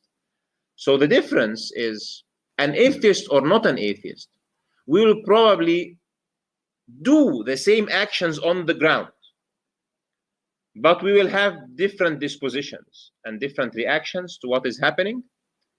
And this will mean that each of us has chosen this position towards life, We and this lost is what we are going to we be. lost Sohel. We lost Sohel. I'm not. Yeah. Let me. So I don't just to know wrap it, if and this is if what's going to make a if I am difference. back. Yeah, and this is what's going to make a difference at the end. Our position, our attitude towards accepting that God is testing us, and towards realizing that this is a test, and towards making the right psychological and mental reaction towards this test until we meet him. So at the end of the day, Sohail, let me tell you this. If a Muslim is born rich or poor or disabled or healthy or gets injured during his life, and somebody who does not believe take the same thing, maybe on the ground they might do actions that look similar. Maybe the rich guy will spend money because it's good for marketing, but the believing guy is going to spend money because it's good for hereafter. The real believer, okay? And at the end, I don't find it to be a logical position to take an atheistic worldview, because if we are both going to do the same thing, why on earth would I lose the wager? Because it's not like I want to have the 7 and there is only 1 to 6 on the dice. Every number that comes out on the dice is my 7, is a winner, if just I have the right attitude towards it. This is just the message, the wrap-up I would like to say. Believing in Qadar and believing that Allah is in control and that we have free will to choose the attitude towards the tests is a matter of psychological disposition and mental disposition. Sometimes the tests are very difficult, but if you raise your awareness that you are tested all the time, I don't think it is difficult at all to be a believer and pass this test. God says that. فأما من أعطى واتقى وصدق بالحسنى فسنيسره لليسرى. He makes it easy for those who like piety to live, and he says فَنُحْيِيَنَّهُ حَيَاةً طَيِّبَةً. We will surely make him live a good life, and a good life is a good life inside. You are some people are very rich and they are miserable, you know. It's not related to the material things. I know people who are much richer than me and they're miserable. I know people who are really rich. If I can jump in, because you keep giving me clues, Ahmed. You need to find the courage, which I need to interrupt both of you. And you mentioned Einstein, who after his death famously became the icon of our channel. So there's that. And then Sohel said we all get different questions, and that's also correct, because I do have several questions. All of them are for Ahmed. So, all right. If I would like to ask you the questions, if you can answer in let's say 2 or 3 minutes, and then maybe have Sohel have a shot so we can get all of them out, because the audience is putting in questions, which I always think is nice because they're interacting with the people on screen. So from Mike Ghazi, question to Mr. Ahmed. I'm sure you agree God has the power to cause change in our lives. In a yes or no answer, has God changed someone's life directly in the past year based on your belief? Oh, that's a yes. God changes everybody's life every single moment. Okay. Then we have the next one. That's do you want to reply to that one, Sohel? If I just in courtesy to the person who has asked this question, let me tell you this. Let's say you are a person who is thankful, and you decide today to be thankful. You are a person who is very good at his work, but you have a manager who hates you for no obvious reason. Okay? So we have a saying in Islam that the hearts of humans are between 2 fingers of God. It means that hearts of people are under his control. So let's say you are thankful to God, and tomorrow you go to work and this guy who hated you for no obvious reason suddenly decides not to hate you. I would expect that many people in this life, either themselves or with others, have seen marital relationships change, relations with children change, relations with managers at work change, etc., etc., etc. There are so many things in life that are so undeterministic and so subjective. And I would claim that from my experience and from evidence in my religion, that so many of those things that relate to the reaction and to the love and to the affection and the acceptance of people to you relates to your attitude with God. He can heal people's feelings against you, and he can make the universe accept you. This is just one example of how he can change every single person's life any moment according to his inner attitude. Just to be gracious to the person who answered and not to give him a very short answer. Okay. I'm done. Sohel, quick response.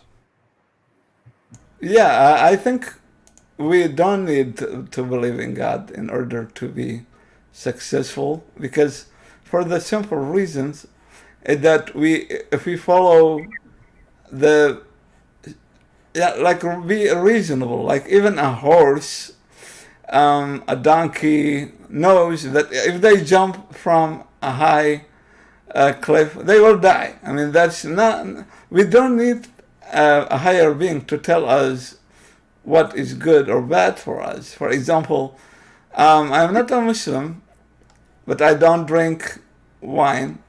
I'm not a Muslim, but I don't use drugs. I'm not a Muslim or any other belief. Like, I don't. My only addiction is to books. Yeah, that's the addiction I have, and I don't think anybody will see it as a bad addiction.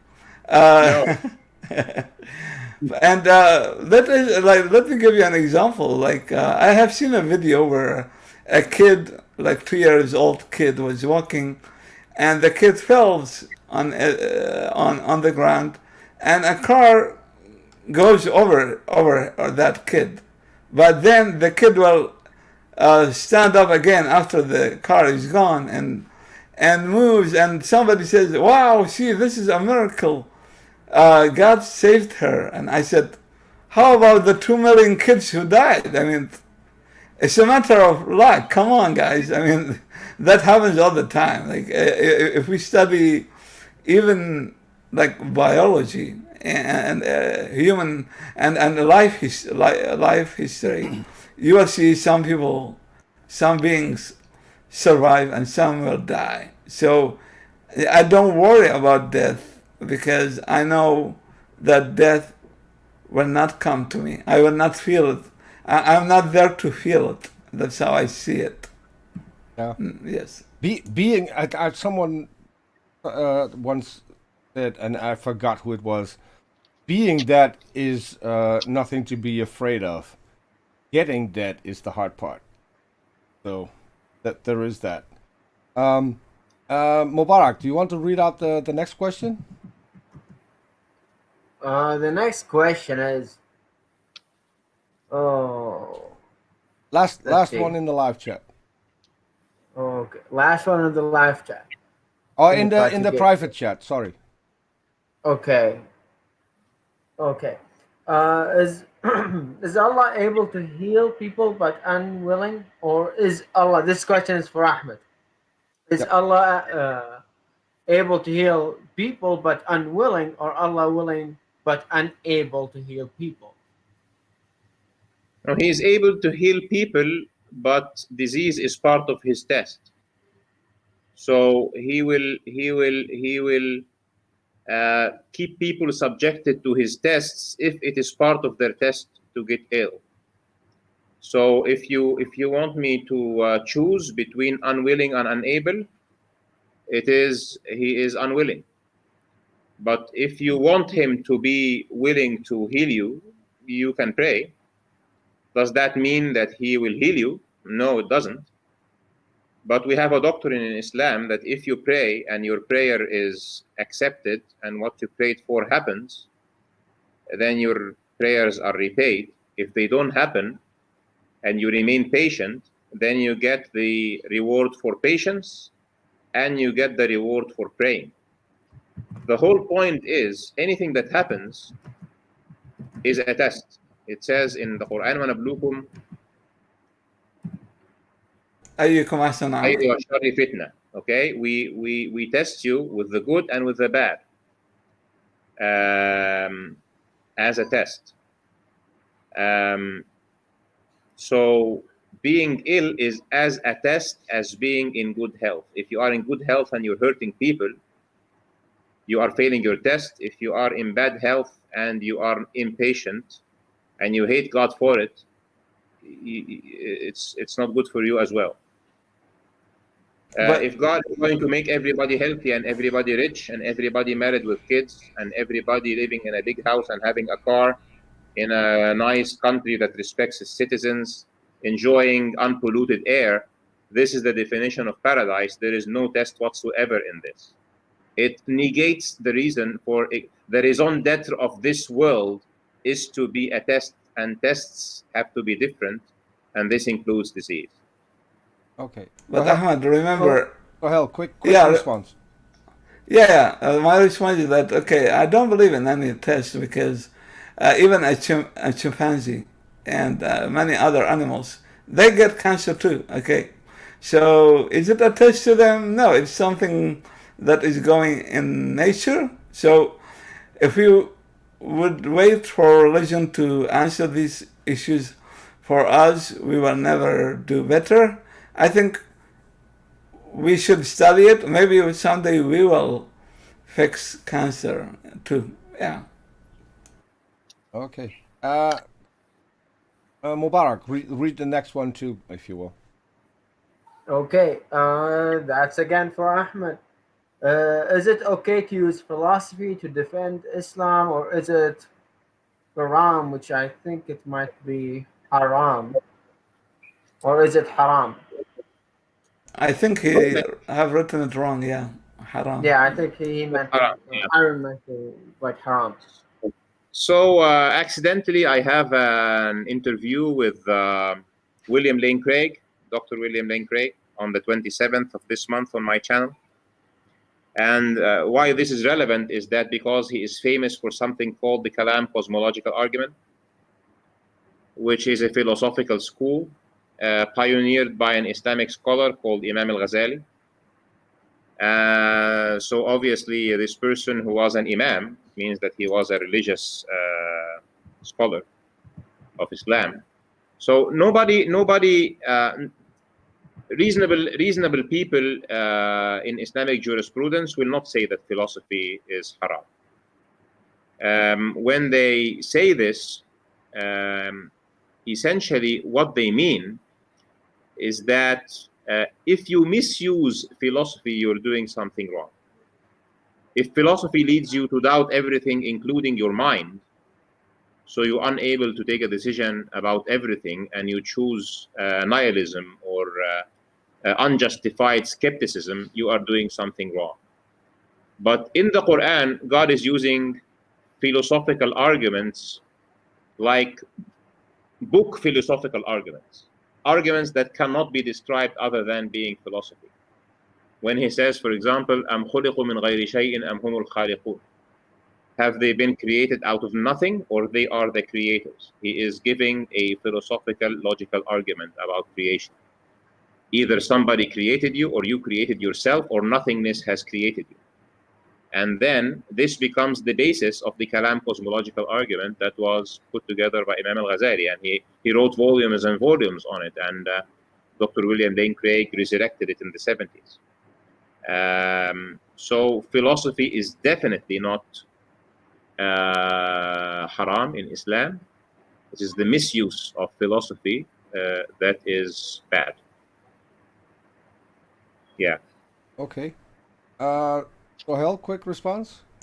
Yeah, my quick response is that I have a problem with Ghazali because for a simple reason, like he cancels the whole causation thing. Okay, like he gives an example. He said that if you have a fire and you have a cotton close to it, the fire will catch the cotton not as like a causation, but only God will make the cotton burnt. It's not the fire that it's doing it. So, I mean, he destroyed the whole notion of philosophy by this very simple argument, and that's why Ibn Rushd or Averroes, who came 100 years after him, he was a Muslim too. Yeah, and I argue that the majority of Muslim philosophers, they were, according to jurisdiction, they were heretics because, for example, Ibn Rushd didn't believe in the afterlife. He said that once we are dead, there is no resurrection. It's not possible. You can believe in it, but philosophically, it's not possible. Yeah. Okay. I'll just give a 10-second response to that. So Al-Ghazali and other scholars who take this position, which is called occasionalism, occasionalism is a religious position.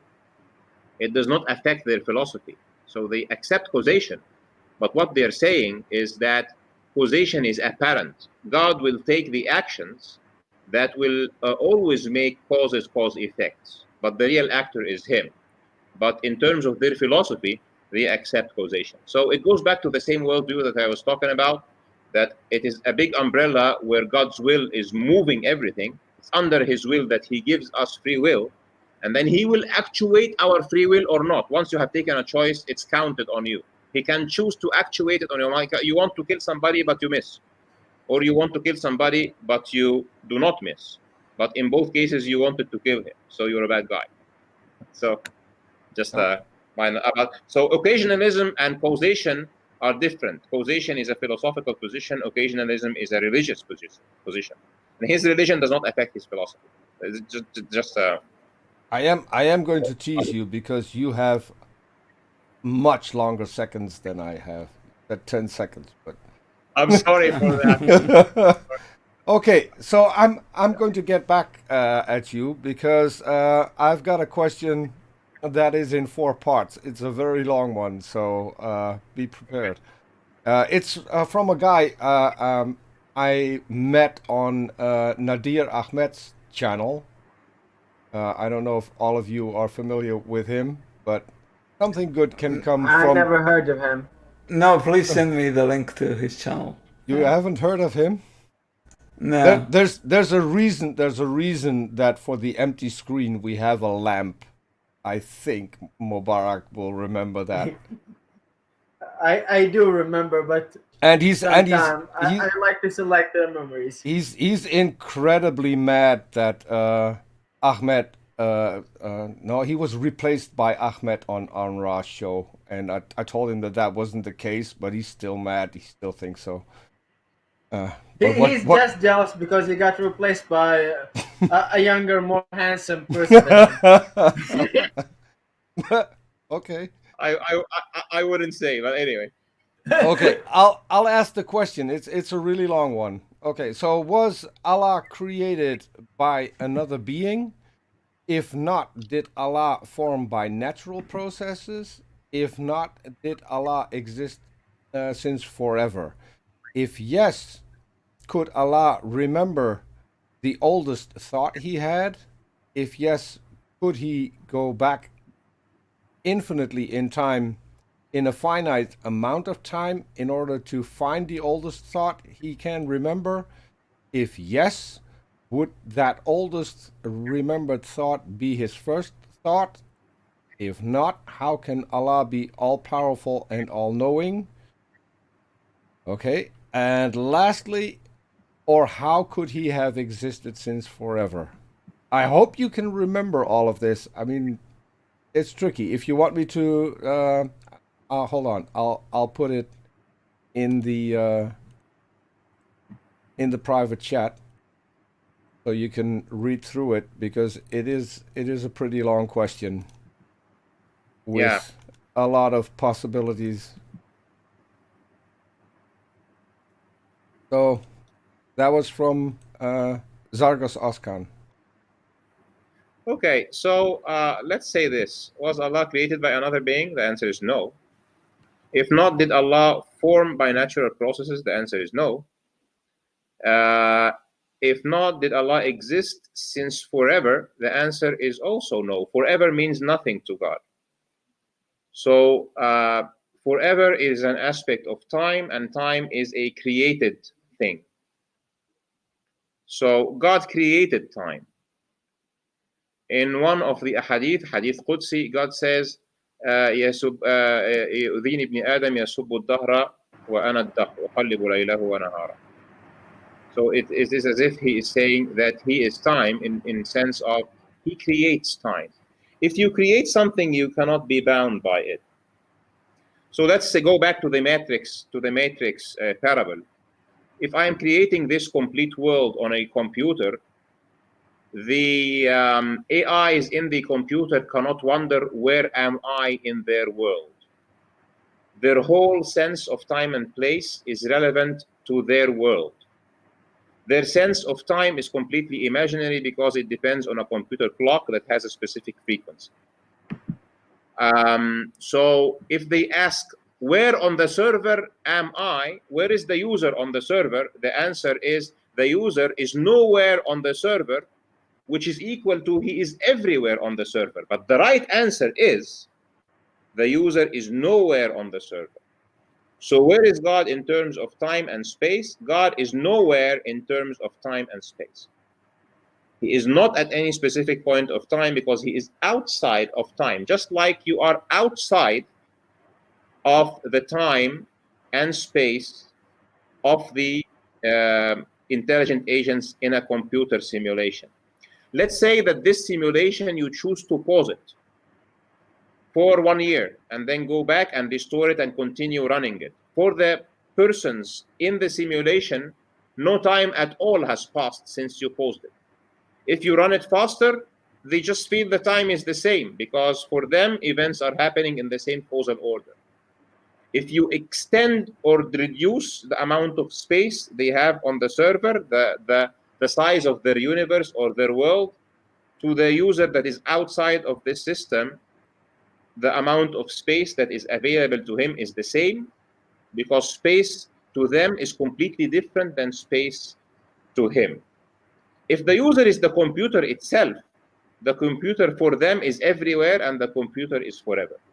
Every instant that passed for them, no matter how old their world is to the computer as good as this instant because it is stored somewhere in memory. And accessing that specific moment in memory, no matter how old it is as easy for the computer, which is the backdrop of this universe, as accessing this exact present moment. So for God being outside time and space, it is an inapplicable question to ask if he is forever because he is timeless. The next question is, if yes, the answer was no. So if yes, he says, if yes, could Allah remember the oldest thought he had? There is no oldest thought to Allah. His thought, his actions of yesterday and his actions of today and the actions that are going to happen in 1,000,000 years from now and the actions on Judgment Day are all to him as good as actions in present and as ideas in present and as events in present. If yes, could he go back infinitely in time in a finite amount of time in order to find out the oldest thought he can remember? I already answered this. If yes, would that oldest remembered thought be his first thought? God is the first. There is no first relevant to God. He has been there in no time and in no space. So I cannot say he has been there all the time because he created time and space. If not, how can Allah be all-powerful and all-knowing? So it is not like that. So the question does not exist.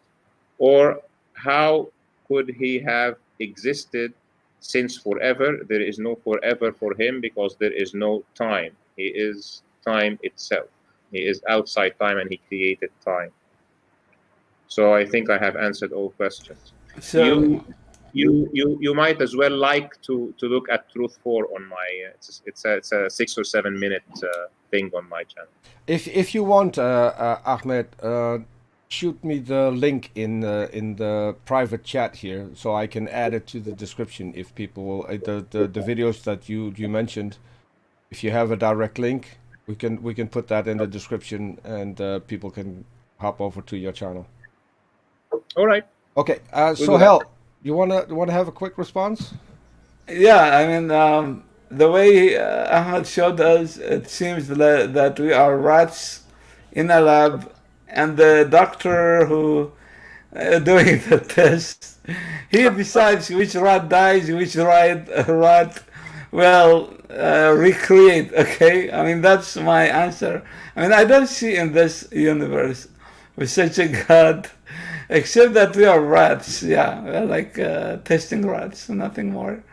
And I rather live in a chaotic a world that resulted from randomness rather than living in such a world controlled by a demon who like reminds me of Descartes' evil demon if you read like his meditations. Yeah, that's all that I want to say. Okay. A demon will not send you to paradise, but anyway.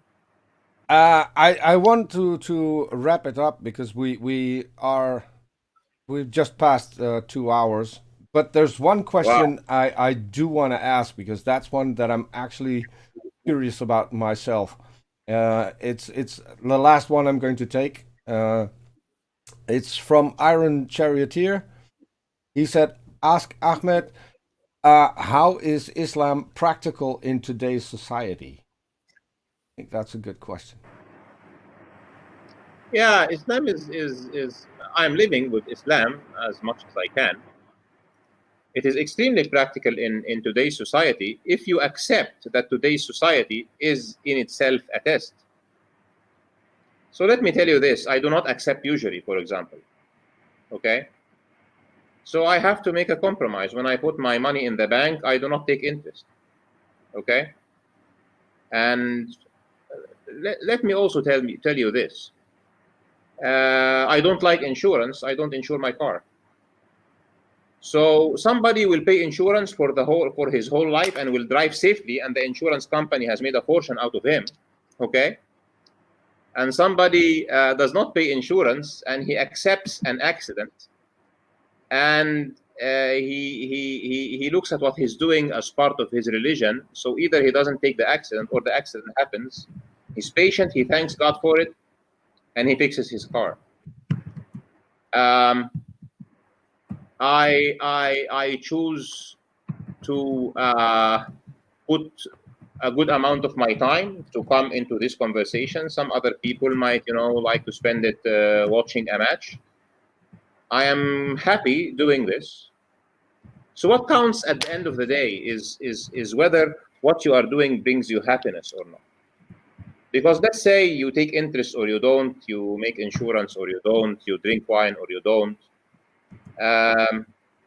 What counts at the end of the day is what makes you happy, right or not? So if you're drinking and you have hangovers and it's just to cover your misery, maybe if somebody is not miserable altogether, it's better than being a little miserable and drinking. I have great pleasure in reading the Quran. Somebody might have great pleasure in reading, I don't know, comics or reading books. I read all kinds of books, including books of atheists and books of philosophers who completely are diametrically opposed to what I am saying. But I am doing it to find pleasure into every single time finding truth in what I believe in. So the question is Islam practical in today's world? It is as practical in today's world as it was practical for people who were living under the Roman Empire versus people who were living in the desert Arabia. People who were living in Rome were as Romans, as senators, and as masters, were enjoying life in the sense of the current secular Western society. People who were living in Arabia were pagans who were enjoying simple life. And both those types came to Islam, Byzantine Empire and Arabia and Persia, and people in Egypt and North Africa and in the forests in Africa and in China and in India and in Spain. And I think they lived a very good life. Islam pulled the world into a whole new level of civilization. And it didn't make really a big difference, in my opinion, for somebody who is rich under the Islamic Empire or rich under the Roman Empire in terms of happiness. It makes a difference if you are happy from inside.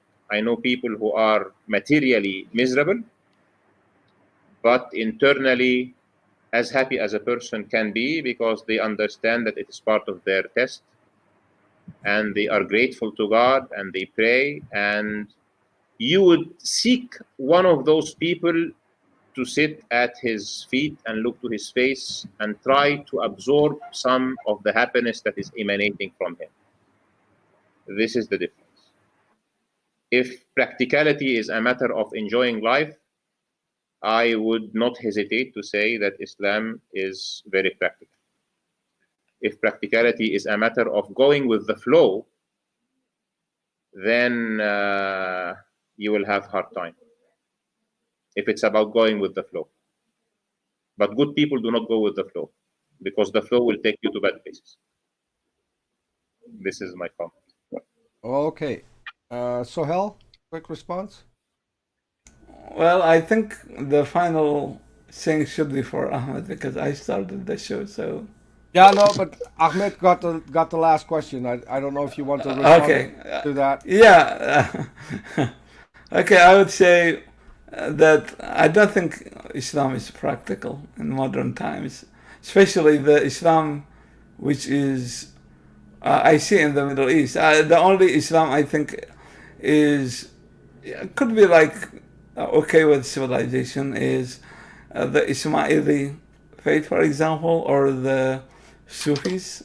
Yeah, these are the two only Islamic ways I think they can be like improved philosophically, and we can like benefit from them in society. Other than that, I don't think Islam is helpful. Actually, I see it as a big problem.